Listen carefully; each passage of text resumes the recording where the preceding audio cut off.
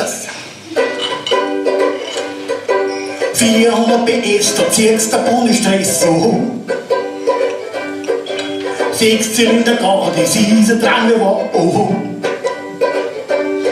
Mit meinem alten Diesel darf ich nicht mehr überall hinfahren. Ich brauch einen neuen Kahn.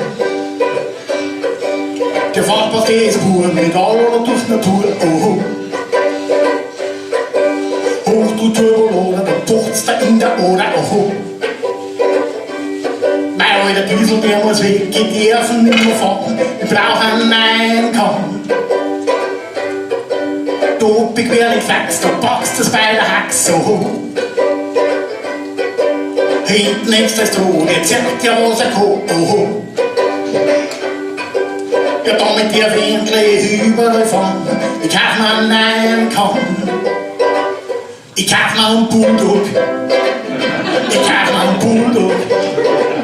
Ich kauf mir einen Bulldog, weil er macht was her im landwirtschaftlichen Verkehr. Ich kauf mir einen Bulldog. Ich kauf mir einen Bulldog.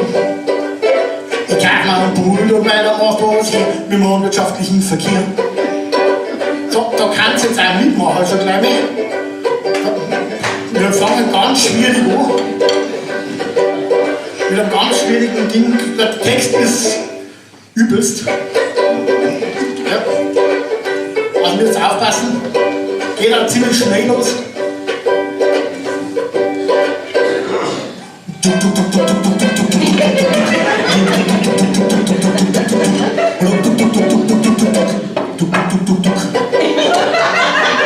Und einfach, oder? Und jetzt hier.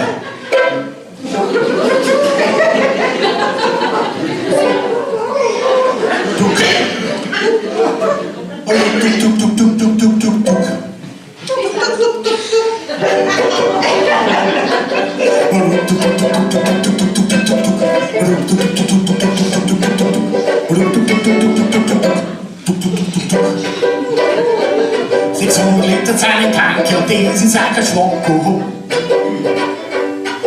Ja, mit 60 kommst du vorne auf der Autobahn. Oh. Über Stock und Stur fahr ich wie Feldlein, mit einem Schlepper, so muss das sein. In Minga fahr ich ein, wie zuerst der Diesel frei. Oh. Nach Stuttgart und Berlin fahr ich auch mit dem Bulldog hin. Oh. Ich kauf mir einen Fendt und dann fahr ich einen anderen davon ab im Trachtengewand. Doch wenn es wirklich mies, da hab ich falsch so. In die Garage passiert jetzt nicht mehr nein, oh. Egal was so ist, dann packe ich heute raus und dann Ahorn vor einem Haus. Weil ich kauf mir einen Bulldog. Jetzt kannst du gleich mitmachen. Weil ich kauf mir einen Bulldog. Ich kauf mir einen Bulldog.